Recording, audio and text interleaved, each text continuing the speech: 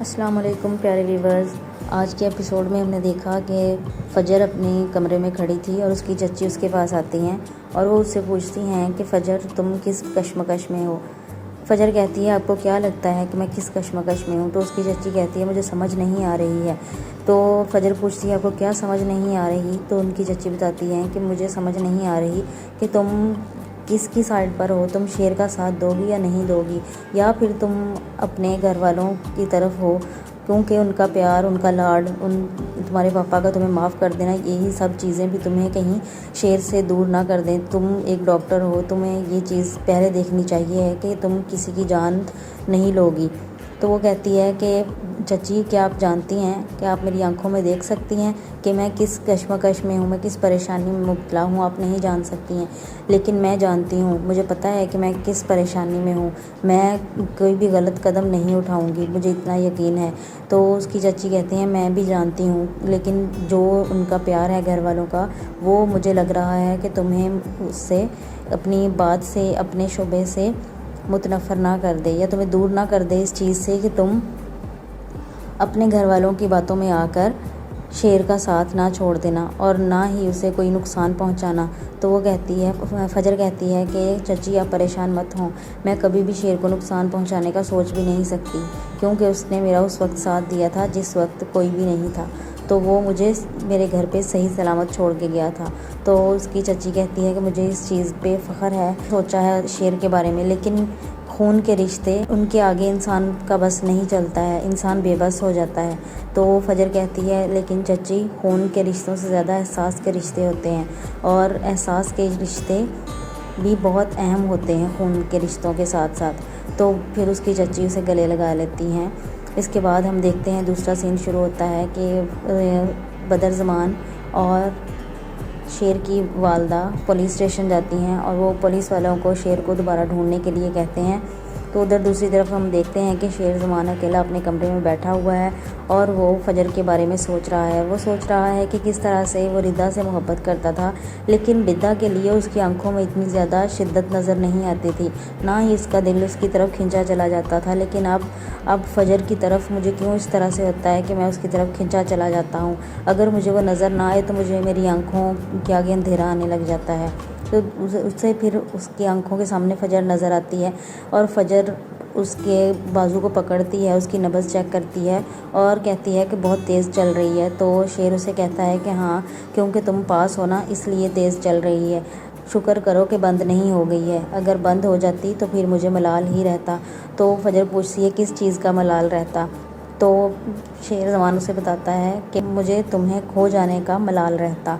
फिर हम देखते हैं, लेकिन ये उसका वहम होता है, वो फिर अपने कमरे में बैठा हुआ उसे सोच रहा होता है। तो दूसरी तरफ शेर ज़मान के घर में कुरान ख़वानी हो रही है, उसकी वालदा बैठी सिपारा पढ़ रही हैं और इसके बाद शेर ज़मान उसे बहुत ही ज़्यादा शदीद तकलीफ़ होती है, वो तकलीफ़ में मुब्तला होता है। डॉक्टर आता है और उसे इंजेक्शन लगाता है और वो थोड़ा सा उसे रिलीफ़ मिलता है।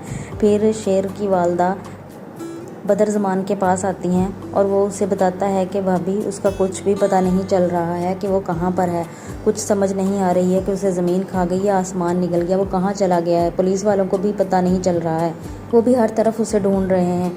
तो शेर की वालदा इस चीज़ के बारे में सुनकर खुश होती है और वो दिल ही दिल में सोचती है कि अब मुझे बहुत जल्द कुछ ना कुछ करना पड़ेगा, कहीं ऐसा ना हो कि बदरज़मान को मेरे प्लान के बारे में पता चल जाए।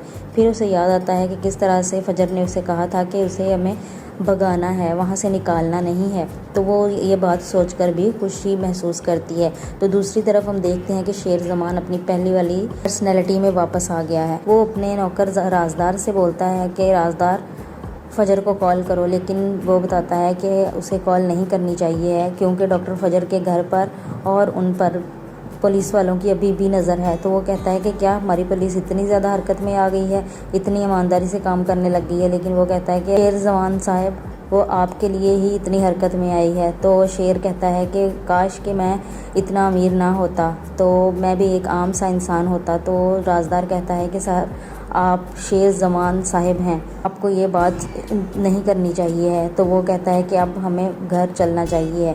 तो राजदार कहता है कि ठीक है। फिर इसके बाद हम देखते हैं कि शेर फ़जर के घर में होता है और फजर उसे कहती है कि शेर तुम यहाँ पर क्या कर रहे हो, तुम यहाँ पर क्या करने आए हो। तो शेर कहता है कि मैं तुम्हें देखने के लिए आया हूँ। तो फजर कहती है तुम्हें पता है ना, अगर तुम्हें किसी ने देख लिया तो वो तुम्हें जान से मार देंगे। तो वो कहता है कि नहीं मारेंगे मुझे जान से, अगर जान से भी चला जाऊँ तो मुझे कोई परवाह नहीं है। फिर इसके बाद हम देखते हैं कि ये इसका वहम होता है फजर का, और फजर ख्वाब से डर कर उठ जाती है। और फिर इसके बाद हम देखते हैं कि शेर ज़मान अपने काम पर लग चुका है, अब वापस घर जाने की तैयारी कर रहा है वो। फिर इसके बाद हम देखते हैं कि शेर ज़मान की एंट्री होती है अपने घर में, और वो अपने घर में अपने कमरे की तरफ दाखिल होता है। जब देखता है तो उसकी वालदा वहाँ पर बैठी होती हैं सोफ़े पर। तो वो अपनी वालदा की तरफ पहले खड़ा होकर देखता रहता है। वो जब देखती हैं वो फ़ौरन से पहले खड़ी होती हैं और अपने बेटे के गले लगती हैं, और फिर वो उससे कहती हैं कि मेरे बेटे तुम कहाँ चले गए, तुम बिल्कुल ठीक हो गए हो, तुम ठीक हो गए हो ना। तो वो कहता है हाँ माँ मैं बिल्कुल ठीक हो गया हूँ। तो वो कहती हैं कि मुझे यही है अब डर के मैं फिर से आंखें बंद करूँगी तो तुम कहीं दूर तो नहीं चले जाओगे, कहीं ये मेरा ख्वाब तो नहीं है। लेकिन वो कहता है कि माँ अब मैं कहीं पे भी नहीं जाऊँगा, मैं यहाँ पर रही हूँ, अब मैं कहीं नहीं जाने वाला हूँ, मैं आपका ख्याल करने वाला आ गया हूँ। तो वो कहती हैं तुम्हें पता है कि मुझे ऐसे लग रहा था जैसे मेरी फसल बर्बाद हो गई है, मेरे पास कुछ भी नहीं था, मेरे घर में मेरे पास कोई चीज़ नहीं बची थी। तो वो कहता है माँ अब मैं आ गया हूँ, अब सब कुछ ठीक कर दूँगा। तो उसकी छोटी बहन आकर देखती है शेर आ गया है, तो वो सबको बुलाती है कि देखो शेर भाई आ गए हैं, शेर भाई आ गए हैं। तो सारे आते हैं और आकर उसे गले लगा लेते हैं। फिर उसके बाद नईमा आती हैं और वो आकर उसे गिला करती हैं कि तुम पहले मेरे पास क्यों नहीं आए, तुम अपनी सगी माँ के पास ही गए हो ना। तो फिर वो कहती है ज़मान का शेर आ गया है। तो वो कहता है ज़मान का शेर नहीं, आपका शेर, आपका भी शेर हूँ मैं। तो वो कहती हैं अगर मेरा शेर होता तो मेरे पास मेरे कमरे में पहले आके मुझसे मिलता। तो वो कहता है कि ऐसी बात नहीं है बड़ी माँ, मैं आपसे भी उतना ही प्यार करता हूँ जितना छोटी माँ से। आप बड़ी माँ हैं और वो छोटी माँ है, लेकिन वो यहाँ पर बैठी हुई थी इसलिए उनके पास आ गया, उनसे पहले मिल लिया। तो वो कहती हैं लेकिन आइंदा सबसे पहले मुझे आकर मिलना। तो वो कहता है कि ठीक है मैं आपसे ही आकर मिलूँगा। लेकिन जब वो देखता है बदर ज़मान और उसके बेटे दोनों की तरफ, तो वो हक्का बक्का रह जाते हैं शेर को देखकर, और वो बड़ा हैरान होते हैं कि शेर कैसे वापस आ गया है। तो फिर उसके बाद नईमा कहती है तुम शेर से नहीं मिलोगे बदर ज़मान। तो बदर ज़मान कहता है हाँ हाँ क्यों नहीं शेर, तुम कैसे आ गए, तो तुम ठीक हो। तो वो कहता है हाँ मैं ठीक हूँ। तो फिर उसके बाद वो शेर ज़मान उसकी तरफ अपने चाचा की तरफ देखता रहता है और उसे कहता है कि गले नहीं लगाएंगे अगर आपको मेरे आने की क्या खुशी नहीं हुई है। तो वो कहता है हाँ हाँ खुशी हुई है। तो वो कहता है कि अगर खुशी हुई है तो फिर गले लगा लें। तो वो गले लगाता है। उसके बाद वो उसका बड़ा बेटा वो भी उसको भी अपने गले लगाता है। फिर उसके बाद जो उसका छोटा बेटा था वो कहता है कि तुम कहाँ चले गए थे शेर ज़मान, और तुम कहाँ से वापस आए हो, हमने तुम्हें कितना ढूंढा कितना तलाश किया, तुम जानते हो तुम कहाँ चले गए थे, तुम्हारा कोई अता पता नहीं था। लेकिन वो उसकी तरफ हाथ बढ़ाता है, लेकिन वो उसका हाथ झटक देता है और उसका कोई जवाब नहीं देता है। इसके बाद उसकी वालदा कहती है कि बेटा मुझे बहुत खुशी है तुम्हारे वापस आ जाने की। तो कहती है कहाँ चले गए थे। तो वो कहता है कि मैं सारा कुछ बताऊंगा बाद में, लेकिन अभी मैं अपने घर वालों के साथ अपनी फैमिली के साथ मैं खाना खाना चाहता हूँ। तो फिर उसके बाद उसकी वालदा उनकी तमाम बहनों को भेज देती है कि वो देखें जाके खाने की तैयारी करें, और उसके बाद वो दोनों माएँ अपने बेटे के गले लग जाती हैं। फिर उसके बाद उसकी चच्ची और शेर की फुप्पो और फजर की चच्ची को पता चलता है कि शेर वापस आ गया है। तो वो बड़ी खुश होती हैं और भागकर पीछे जाने लगती हैं। तो अचानक से वो ताज बीबी से टकरा जाती हैं, लेकिन वो कहती हैं कि मैं अब अच्छे मूड में हूँ, मैं आज कुछ भी नहीं कहना चाहती हूँ। तो वो कहती हैं कि अच्छा तुम क्यों नहीं कुछ कहना चाहती, ऐसी क्या खुशी आ गई है तुम्हें।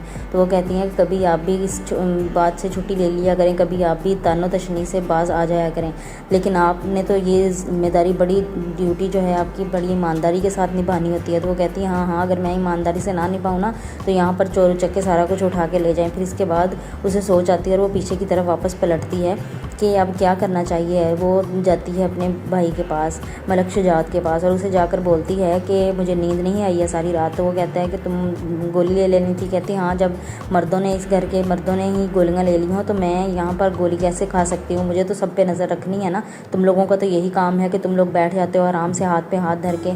तो वो बताती है कि मुझे नहीं लगता है कि तुम्हारी बेटी इस तरह का कोई भी काम करेगी, लेकिन अभी तक कोई भी मुझे खुशी की खबर नहीं मिली है, मैं अभी तक इस इंतज़ार में हूँ कि कब मैं उनके घर में मौत का समा देखूं और उनके घर में चीखो पुकार हो, लेकिन ऐसा मुझे कुछ भी होता हुआ नज़र नहीं आ रहा है। मुझे नहीं लगता है कि वो ऐसा कुछ भी करेगी।